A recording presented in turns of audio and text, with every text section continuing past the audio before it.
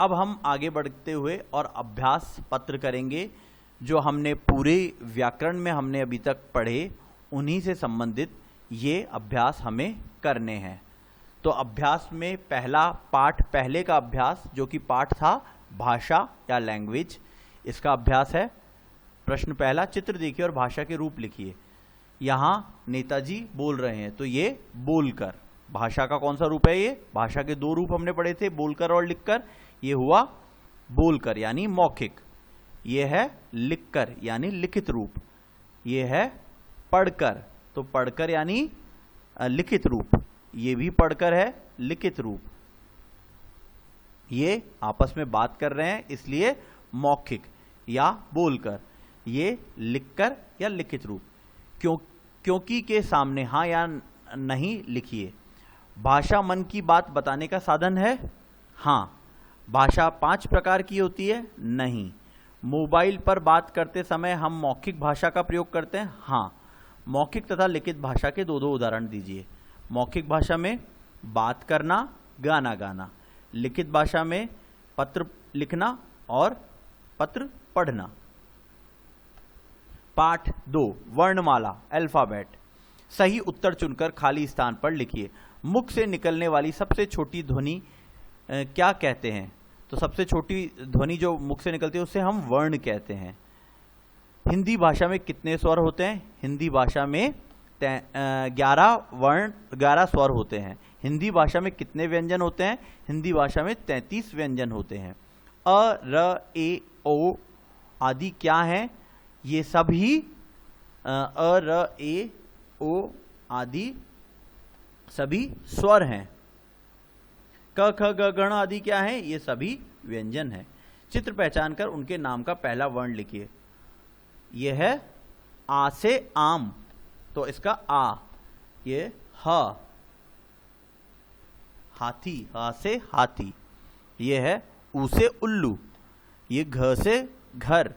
निम्नलिखित संयुक्त व्यंजन से बने दो शब्द लिखिए। श से क्षत्रिय और क्षेत्र। फिर ज्ञ से ज्ञानी और ज्ञ से, तो इस तरीके से आप इनको कीजिए। पाठ 3, मात्राएं, शब्द और वाक्य। सही मात्रा लगाकर शब्द बनाइए। कल, तो ये है के, ले, दोनों में एक ही मात्रा। ये है ती-त-ली, तितली, इसमें छोटी ई की मात्रा और बड़ी ई की मात्रा आएगी। हरण, हरण की जगह हिरण, हिरण।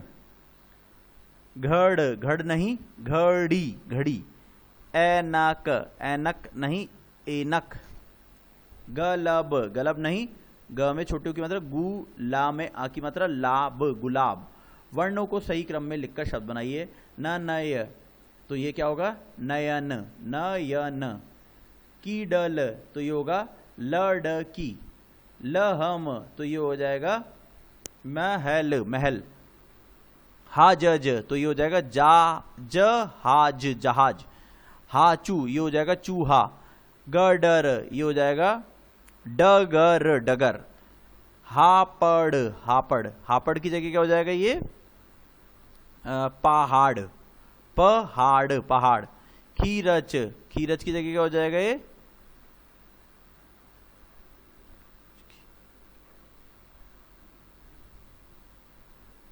चरखी। शब्दों को सही क्रम में रखकर वाक्य बनाइए। पेड़ चिड़िया है बैठी पर, तो अब हम क्या लिखेंगे इसमें? चिड़िया पेड़ पर बैठी है। नमन है रहा खेल क्रिकेट, तो इसमें क्या लिखेंगे? नमन क्रिकेट खेल रहा है। विद्यालय है रही सीता सीहा जा, तो यहां क्या हो जाएगा? सीहा विद्यालय जा रही है। कौवा है रहा कर काँव काँव, तो यहां क्या हो जाएगा? कौवा काँव काँव कर रहा है। पाठ 4 व 5 का अभ्यास, संज्ञा और सर्वनाम। संज्ञा वे शब्द होते हैं जो किसी नाम के बारे में बताते हैं, व्यक्ति, वस्तु, स्थान या भाव के नाम के बताते हैं। और सर्वनाम वे शब्द होते हैं जो संज्ञा के स्थान पर प्रयोग लाए जाते हैं। तो अब यहाँ प्राणियों, वस्तुओं और स्थानों के नाम छांटकर अलग अलग खानों में रखना है। तो पंखा क्या है? एक वस्तु। जंगल क्या है? एक स्थान। लड़की क्या है? एक प्राणी। शेर क्या है? एक प्राणी। छाता क्या है? एक वस्तु। पार्क स्थान। हिरण प्राणी, पेंसिल वस्तु, कंप्यूटर वस्तु, गाय प्राणी, मंदिर स्थान, पुस्तकालय स्थान। सही शब्द चुनकर खाली स्थान भरिए। मैं डैश घर जा रहा हूं, मैं अपने घर जा रहा हूं। संजना डैश पक्की मित्र है, संजना मेरी पक्की मित्र है। डैश मेरे दादाजी हैं, वे मेरे दादाजी हैं। डैश मेरी पेंसिल चुरा ली थी, उसने मेरी पेंसिल चुरा ली थी। पाठ 6 अभ्यास पत्र विशेषण या एडजेक्टिव का लिए। विशेषण वे शब्द होते हैं जो किसी वस्तु की विशेषता बताते हैं, या हम कह सकते हैं कि संज्ञा या सर्वनाम की विशेषता बताने वाले शब्दों को विशेषण कहते हैं। चित्र देखिए और सही शब्द चुनकर लिखिए। डैश पेंसिल, तो यहां 4 पेंसिलें। डैश लड़की, तो यहां हम क्या करेंगे, सुंदर लड़की। डैश चाय, तो यहां हम लिखेंगे गरम चाय, तो विशेषता है ये सब। डैश आम, तो मीठा आम। डैश इमली, खट्टी इमली। डैश साइकिल, नई साइकिल। तो इस प्रकार सभी चीजों की यहां विशेषता बताई गई है। सही विशेषण चुनकर वाक्य पूरा कीजिए। दही बहुत डैश है, दही बहुत नरम है। रवि की पतंग मुझसे डैश है, रवि की पतंग मुझसे बड़ी है। चाट बहुत डैश थी, चाट बहुत चटपटी थी। हम डैश घास पर टहल रहे हैं, हम नरम घास पर टहल रहे हैं। तो यहां इधर आ जाएगा नरम घास, और दही बहुत यहां आ जाएगा खट्टी है। कौन कैसा है सोचिए और लिखिए। पेड़ ऊंचा है, मिर्ची तीखी है, आइसक्रीम मीठी है। पाठ 7 क्रिया या वर्ब। क्रिया होता है जिन शब्दों से हमें किसी काम का करना या होना पाया जाए, उन शब्दों को हम क्रिया कहते हैं। चित्र देखकर खाली स्थान भरिए। मोर नाच रहा है, रवि खेल रहा है, सोनिका सो रही है, घोड़ा दौड़ रहा है, सुजाता कोल्ड ड्रिंक पी रही है, प्रतीक हंस रहा है।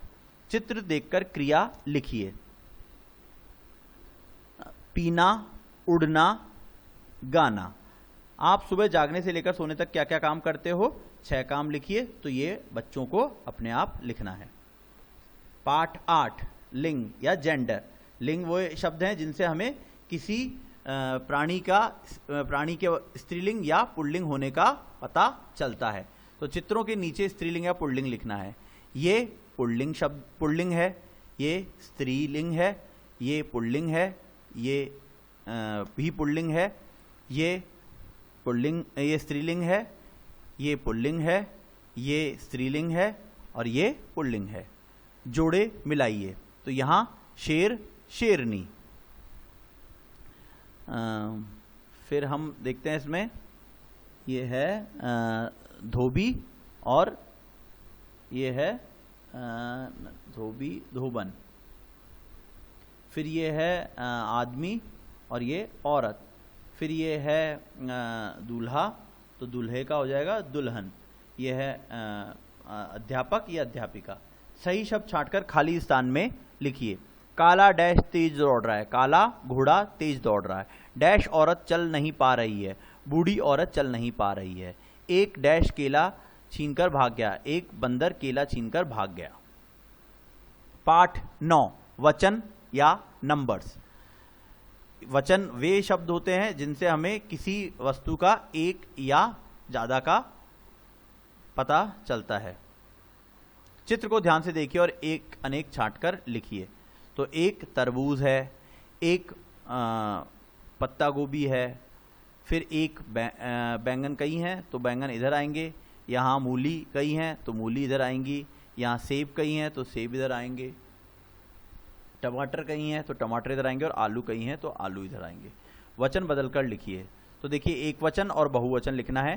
तितली तितलियां, लड़के फिर लड़के हैं यहाँ तो हम लिखेंगे लड़का, पेंसिलें पेंसिल, मालाएं माला, उंगलियां उंगली, बिल्लियां बिल्ली, कपड़ा कपड़े, बहन बहनें, किताब किताबें। पाठ 10 व 11 पर्यायवाची शब्द और विलोम शब्द, इनको सिनोनिम्स एंड एंटोनिम्स कहते हैं। तो पाठ 10 व 11 में हम पर्यायवाची शब्द लिखेंगे। तो आपको ये सभी पर्यायवाची शब्द याद करके इनमें लिखने हैं। जैसे वायु का समीर होता है, गगन का आकाश भी होता है, संसार का हम दुनिया लिख सकते हैं, बंधु भाई हो सकता है, सहायता मदद हो सकती है, अवश्य जरूर हो सकता है, चकित अचंभित हो सकता है, आसमान गगन हो सकता है, प्रसिद्ध में हम प्रसिद्ध का भी हम देखेंगे। तो इस प्रकार आपको ये सारे याद करके और लिखने हैं। अब उदाहरण देखकर विलोम शब्द भी लिख सकते हैं। विलोम होता है दिए गए शब्द का उल्टा, जैसे अपना पराया, बंद चालू, अच्छी बुरी, अंदर बाहर, छोटी बड़ी, यहाँ वहाँ, मित्र शत्रु, प्रातःकाल है, सायंकाल, सरल कठिन, दूर पास, मोटा पतला, थोड़ा ज़्यादा, प्रश्न उत्तर, गोला और गोला का हो सकता है गोला और ये सीधा। पाठ 12 अनेक शब्दों के लिए एक शब्द, वन वर्ड सब्स्टिट्यूशन। नीचे दिए गए वाक्यों के लिए अब हमें एक शब्द बताना है। जहां पढ़ते हैं वह विद्यालय होता है, जो जूते बनाता है उसे हम मोची कहते हैं, जो मूर्ति बनाता है मूर्तिकार होता है, जो पत्र बांटता है उसे हम डाकिया कहते हैं, जिसके पास धन है वह धनवान होता है, जो सेना में काम करता है उसे सैनिक कहते हैं, जो कपड़े धोता है उसे धोबी कहते हैं, जो कपड़े सिलता है उसे हम दर्जी कहते हैं, जो जानवरों को चराता है उसे चरवाहा कहते हैं, जो चित्र बनाता है उसे हम चित्रकार कहते हैं। पाठ 13 गिनती काउंटिंग। चित्र देखकर हिंदी अंकों में आपको संख्याएं लिखनी है। ये अब आपको खुद को लिखना है क्योंकि ये बहुत आसान है। जैसे ये 5 हैं तो आपको हिंदी में 5 लिखना है, 4 हैं तो 4 लिखना है। तो चित्र देखकर शब्दों में संख्या लिखनी है, यहाँ शब्दों में आपको संख्या लिखनी है, इन अंकों को शब्दों में लिखना है हिंदी में। पाठ 14 दिन और महीने, डेज एंड मंथ्स। खाली स्थानों में दिनों के नाम लिखिए, जैसे सोमवार, मंगलवार, बुधवार, बृहस्पतिवार, शुक्रवार, शनिवार तथा रविवार। खाली स्थान भरिए। एक महीने में डैश या डैश दिन होते हैं, तो एक महीने में 30 या 31 दिन होते हैं। शनिवार के बाद रविवार आता है, मंगलवार से पहले सोमवार आता है।